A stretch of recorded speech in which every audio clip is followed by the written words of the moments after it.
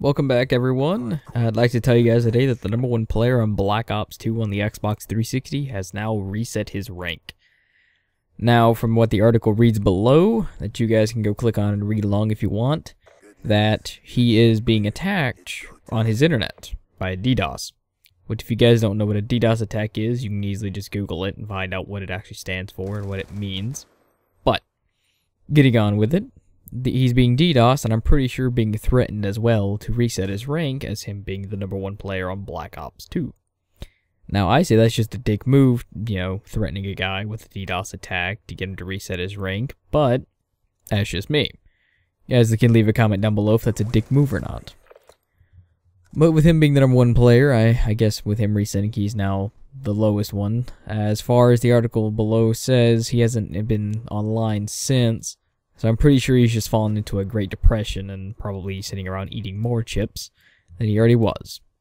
Now, I kid the guy with his eating his chips, I know. He's probably got some sort of cheeseburger too.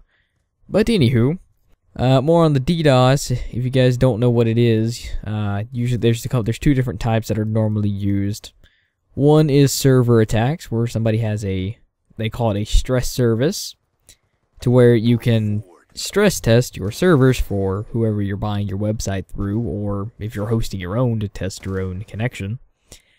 Or somebody has a bunch of zombie or ghost computers to where there's a virus on it and they can actually obtain the internet from these devices or computers at free will, and usually there's thousands of them sending all kinds of data to one source. Now, the one on the servers, usually you can pay for a ... amount of time.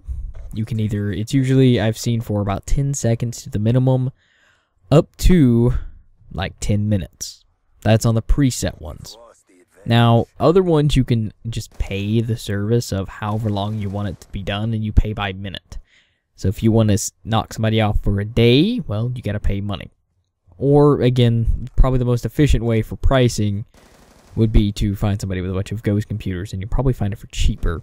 But, aside from that, on the ghost computers or zombie computers, you probably can't do this yourself, just for the fact you have to have a virus on them. So unless you guys know how to code viruses or whatever, and somehow be able to obtain that, by all means, still don't do it, just because viruses are kind of a dick move. And I don't know if they're illegal or not, but that's just still being a dick.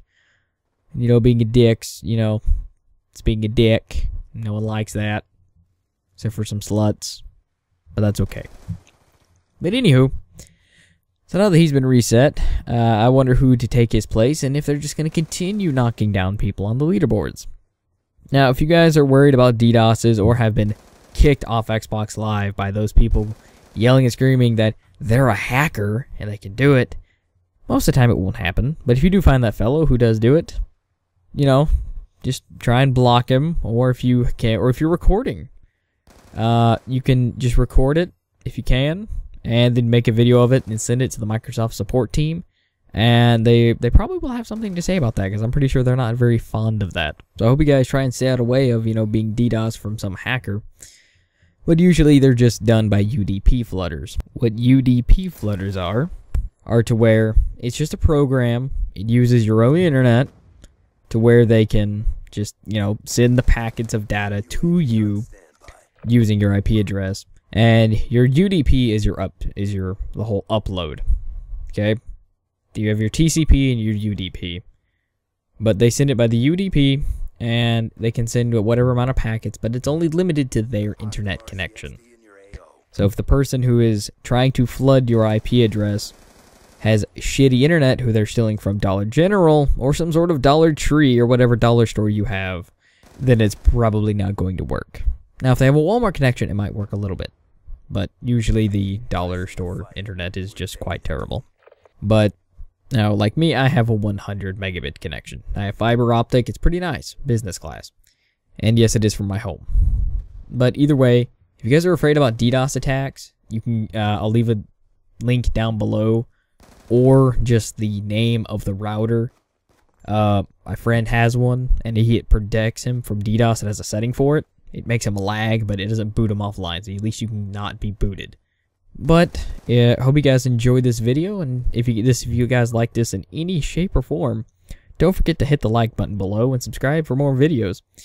Until next time, guys, have a good day and or good night. And now you're going to die.